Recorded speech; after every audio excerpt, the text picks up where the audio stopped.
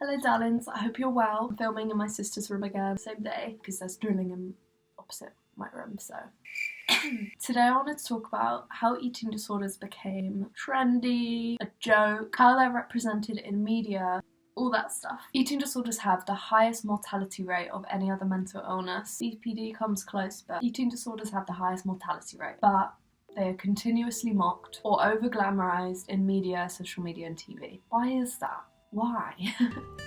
Media doesn't create eating disorders, but it promotes disordered eating, which can lead to eating disorders. The same way dieting and counting your calories don't necessarily create eating disorders, but they can lead to eating disorders. Eating disorders are not a vanity disorder. We are not doing it to look cute. They are mental illness. We're not trying to look pretty. They make your life very ugly. They're a living hell. Here's some ugly side effects. Hair loss, osteoporosis, kidney failure, heart disease, suicidal ideation and attempts, loss of menstruation, infertility, tooth decay, yellowing, falling out, inflammation or rupture of the esophagus, yellowing and dry sunken skin, depression, anxiety and death. So glamorous. So cute, fun and quirky. Everyone wants an eating disorder, right? Yet we don't often see that struggle on screen.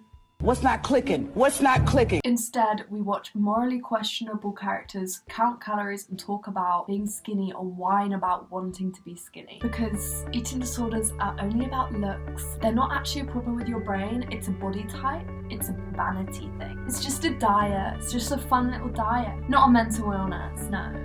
I'm going to talk about eating disorder tropes. Insatiable on Netflix, for example, has been renewed for a new second season. The fucking fat phobia and glamorization of disordered eating behaviours on that show.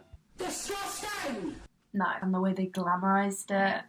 No. The rich white teenager trope has been around since maybe the 80s. Maybe even more. For example, Clueless, the 90s movie. The 80s movie Heathers, the amount of bulimia jokes, oh my god. Mean Girls, the Y2K movie. And to modern media like To the Bone. All of these girls are white, I think rich, and they're teenagers. And they're girls. So that's just a stereotype, like the stereotype that all people with eating disorders are underweight and white and teenagers is the most problematic one. Also, Cassie from Skins. It's not about looking pretty. It's not about being popular. It's not about being skinny. It's literally not. And if it is for some people, that is valid because eating disorders are a big spectrum. It's not a body type. It's a mental illness. It's in your brain. It's not a body type. I fucking hate the media for this. I hate it. White, straight, cisgender teenage girls aren't the only ones to battle eating disorders. Any person can get an eating disorder. Marginalised, old, young, anyone. All communities, all people can suffer from eating disorders. People of colour do not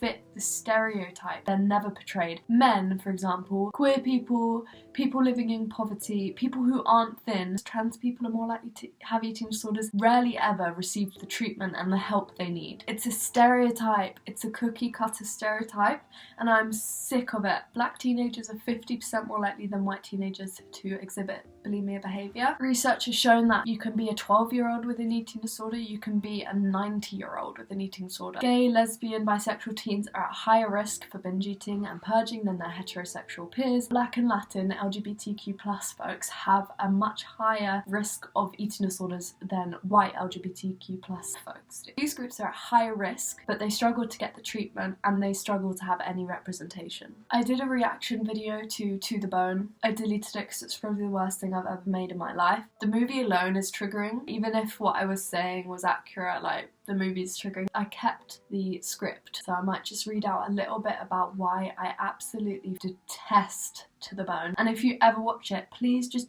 don't. It literally triggered a relapse for so many people. Some quotes from that movie, like, you have calorie Asperger's, and then they like were celebrating. I was thinking when I was 13 I would have watched this movie and thought, she's so pretty, I want to look like her.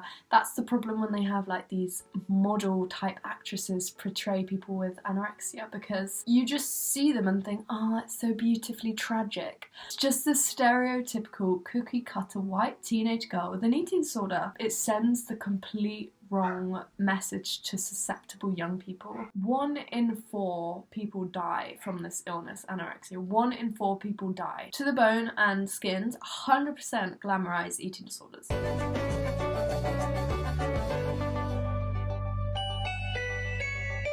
nothing glamorous about them, nothing comical about them either. The amount of jokes that they've been made into. I made a video on Disney Channel representing eating disorders, and they just made it into so many jokes. You don't have to be underweight to have an eating disorder.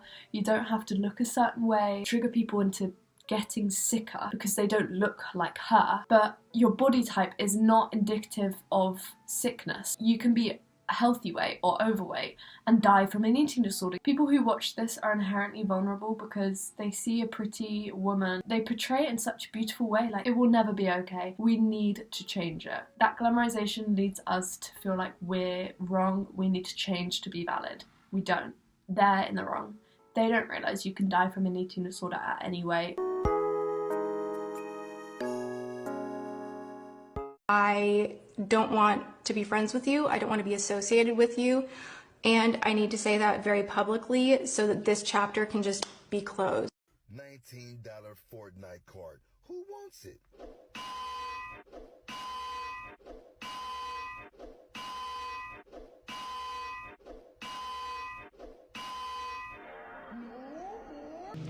Why is it still raining? I did what I was supposed to.